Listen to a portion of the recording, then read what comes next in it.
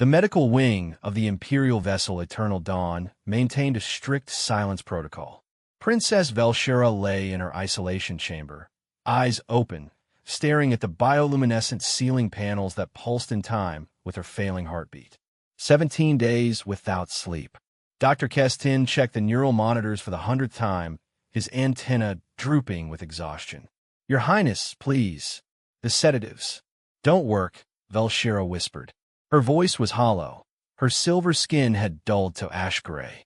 "Nothing works." It had started after the attack. Pirates had boarded the diplomatic transport, killed her guards, nearly killed her. She'd survived, but something had broken inside.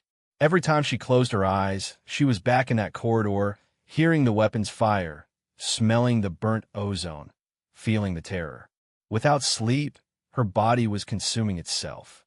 The Velkari needed dream states to process trauma, to heal. Without it, she would die. Another 3 days, maybe 4, and the Princess of the Third Moon would simply cease to exist. "There must be something," her attendant Shirlar said desperately. Dr. Kestin's silence was answer enough. That night, at 0300 ship time, Velshira heard something she'd never heard before in the medical wing. Humming. It drifted through her door, low, melodic, completely unauthorized. The sound was so unexpected, so out of place in the clinical silence, that for a moment she forgot to be afraid. She forgot the memories. She just listened.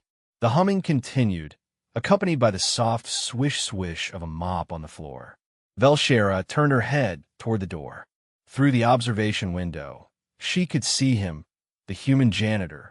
She'd seen him before, always working the night shift, always alone. David? Daniel? She couldn't remember.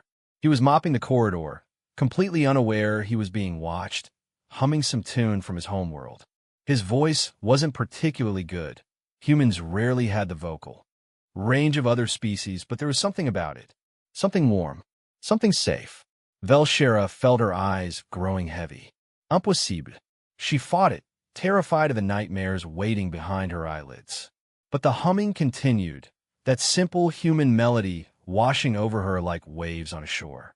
The sound of someone content in their work, someone at peace, someone who had never seen the horror she had seen. She was asleep before she realized it. When Dr. Kestin found her the next morning, actually sleeping for the first time in over 2 weeks, he nearly collapsed with relief.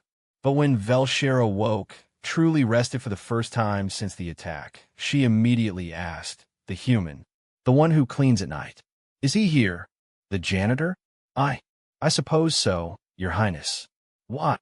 "I need him here. Tonight. Every night." Dr. Kestin's confusion was evident, but he was too grateful to argue. That evening, Daniel Cooper reported to the medical wing, utterly bewildered. The princess, the actual princess, had requested his presence. He'd been called to the chief medical officer's office, certain he was being fired for some breach of protocol he didn't know about. "Mr. Cooper," Dr. Kestin said carefully, "were you humming last night while cleaning?" Daniel's face flushed. "Oh man, I'm sorry. I know the medical wing's supposed to be quiet. It's boring, you know? And I hum when I'm bored. Won't happen again." "Actually," Velshira said, stepping out from the private office, "it needs to happen every night." Daniel stared. "Your Highness, I don't." "You saved my life, Mr. Cooper." She looked fragile still, but there was color in her silver skin again. "I have a condition. Since the attack, I cannot sleep. But last night, when I heard your humming, I slept for the first time in 17 days. My humming. Human vocal patterns produce frequencies that apparently interact with Velkari neurochemistry in unexpected ways," Dr. Kestin explained, studying his data pad with fascination. "Specifically, your humming activates Her Highness's parasympathetic nervous system, overriding the trauma-induced hypervigilance that was keeping her awake." Daniel looked between them. "So you want me to hum? While I clean?" "Please," Velshira said softly. "I know it's an unusual request." "Are you kidding?" "Your Highness, I'd be honored." Daniel grinned. "Though I gotta warn you, I only know about 6 songs. Gonna get real repetitive." "I don't care if you hum the same song every night for a year," Velshira said. "It's working." And so it became routine.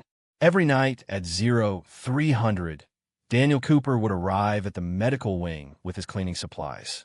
He'd mop the corridors, dust the equipment, check the air filters, and hum. Sometimes old Earth songs, sometimes just whatever tune came to mind. He'd been self-conscious at first, but the princess insisted the door to her chamber remain open so she could hear him clearly. After 3 weeks, Velshera's condition stabilized. The nightmares faded. Her strength returned. "You're clear to return to regular quarters, Your Highness," Dr. Keston said. "Though I recommend Mr. Cooper continue his treatment." Velshera smiled. The first real smile since before the attack. "I was hoping you'd say that." Daniel was reassigned to the residential deck. His hours adjusted so he'd clean the princess's corridor each night. He still hummed, still found it surreal that his habit of making boring work less boring had somehow become crucial to interstellar diplomacy. "Can I ask you something?" Velshera said one night, stepping out of her quarters as he worked. "What are you humming?" "Oh, this? It's called What a Wonderful World. Old song from Earth. My grandma used to sing it." "It is wonderful," Velshera said softly. "The sound, I mean. It reminds me that the universe still has safe places. Safe people." Daniel smiled. "Well, Your Highness, as long as you need it, I'll keep humming." And he did, every night. One human janitor, humming old Earth songs, keeping an alien princess safe from her own memories. Proof that sometimes the most important job on a ship wasn't piloting it or commanding it or even defending it. Sometimes it was just being there, being kind, being human.